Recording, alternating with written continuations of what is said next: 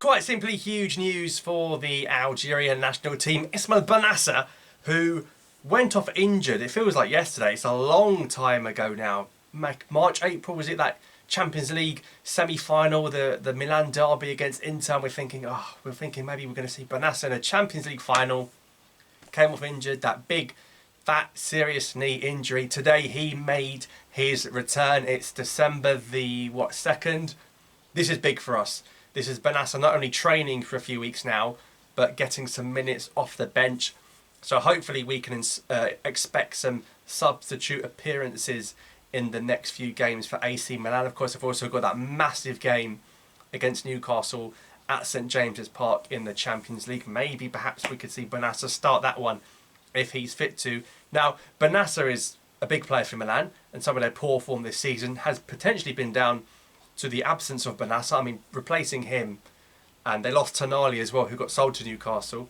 Bringing in Loftus-Cheek. I mean, come on now, do me a favour. Adley's got some minutes, ironically, the player Algeria are looking to get, which is very good, but he's huge.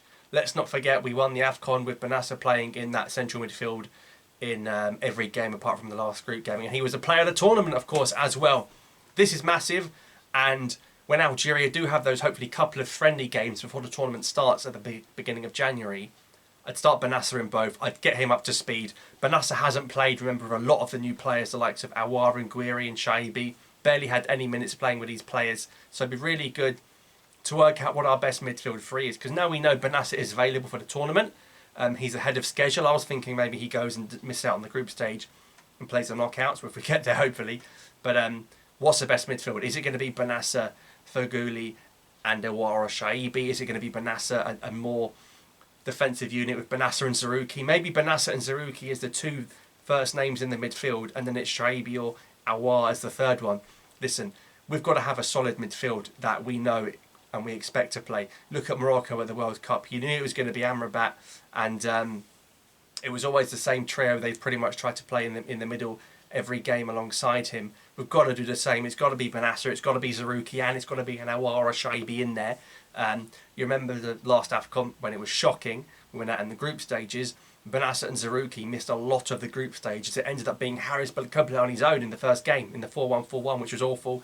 But back to 2019, you knew every game the best team was going to be Bennacer, Feghouli and Gudiora. You knew that. At that time, Gudiora was the defensive guy, and Feghouli was the sort of more attacking of the three.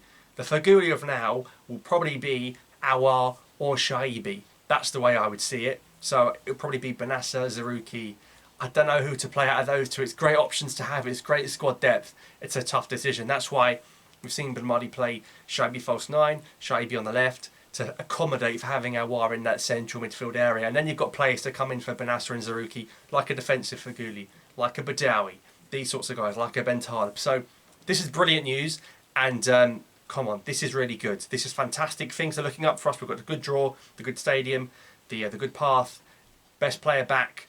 This is massive. So drop a like if you're excited for the return of Ismael Bennacer. Does it make you more confident for Algeria's Africa Cup of Nations chances next month? Let me know your thoughts. I'll see you on the next one.